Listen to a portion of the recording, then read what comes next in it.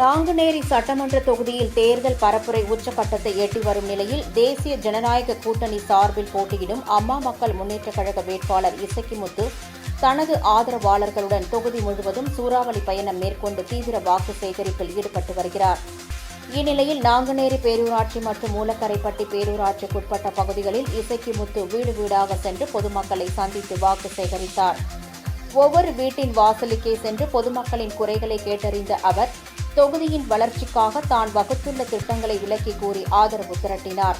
அப்போது பொதுமக்கள் மத்தியில் பேசிய அவர், நாங்குநேரி தொகுதியில் முன்பிருந்த சட்டமன்ற உறுப்பினர் தவறவிட்ட அரசு தலைமை மருத்துவமனை திட்டத்தை மீண்டும் செயல்படுத்தப்படும் எனவும், அதிநவீன வசதிகளுடன் கூடிய மருத்துவமனையை இப்பகுதி மக்களுக்கு உருவாக்கி தருவேன் எனவும் உறுதியளித்தார்.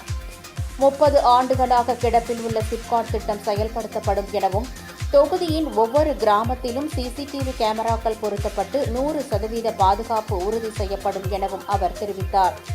அரசு பள்ளிகள் அனைத்தும் தனியார் பள்ளிகளுக்கு இணையாக ஸ்மார்ட் போர்டு வசதிகளுடன் தரம் உயர்த்தப்படும் எனவும், நாங்குநேரியை ஒரு முன்மாதிரி தொகுதியாக மாற்றுவதே தனது லட்சியம் என்று அவர் குறிப்பிட்டார். அமமுக வேட்பாளரின் எழுச்சி பரப்புரை தொகுதி மக்களிடையே பெரும் வரவேற்பை பெற்றுள்ளது. நம்ம இங்கே அமைய வேண்டிய ஒரு தலைமை மருத்துவமனையை முன்னால் இருந்த சட்டமன்ற உறுப்பினர் தவற விட்டுட்டாரு. இப்போ நம்ம வசதிக்கு தகுந்த மாதிரி திரும்ப அது மாதிரியான ஒரு மருத்துவமனையை நான் ஏற்படுத்தி தருவேன் என்று உங்கள்கிட்ட வாக்குறுதி கொண்டிருக்கிறேன்.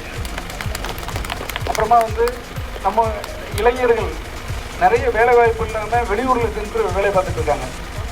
அதை தவிர்க்கணும் அப்படின்னு சொன்னால் இங்கே 20 வருஷத்துக்கு முன்னாலேயே ஒரு திட்டம் போட்டு, ஆனால் அதை செயல்படுத்தாமல் இருக்கக்கூடிய அந்த சிப்காட்டை 100% செயல்பாட்டு கொண்டு இப்போ கங்கை கொண்டானில் நல்ல செயல்பாட்டில் இருக்குது. அது மாதிரி ஒரு பலாயிரக்கணக்கான இளைஞர்களுக்கு, நம்ம பகுதி இளைஞர்களுக்கு வேலைவாய்ப்பு கிடைக்கிற மாதிரி அதை நான் செயல்படுத்துவேன். இன்னும் கூடுதலான இடத்தையும் எடுத்துகிட்டு இருக்காங்க. அதுலேயும் தேவையான அளவுக்கு தொழில் மையங்களை கொண்டு வர சொல்லி செய்வோம்.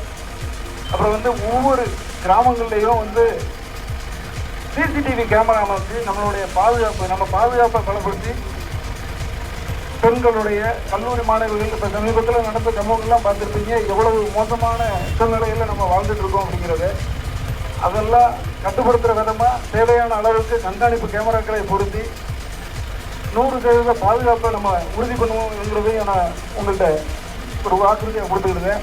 அப்புறம் இங்கே இருக்கக்கூடிய பள்ளிகள் அனைத்தையும் நவீன முறையில் ஸ்மார்ட் போர்டு எல்லாம் வச்சு ஸ்கூல் பூராமே ஒரு தனியார் பள்ளிகளை போன்று வசதிகளை மேம்படுத்தி தர ஆவணம் செய்வோம் என்பதையும் நான் உங்களிடம் தெரிவிச்சுக்கிறேன்.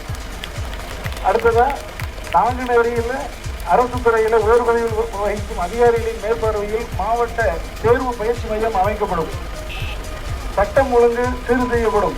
நாங்குநேரியில் நம்ம சுற்றி நடக்கக்கூடிய பிரச்சனைகளை அனைத்தையும் கலைந்து தேவையான வேலைவாய்ப்புகளை கொடுத்து முழுக்க நம்ம பிஸியாக வச்சுக்கிட்டோம்னாலே இந்த மாதிரியான பிரச்சனைகள் வராது.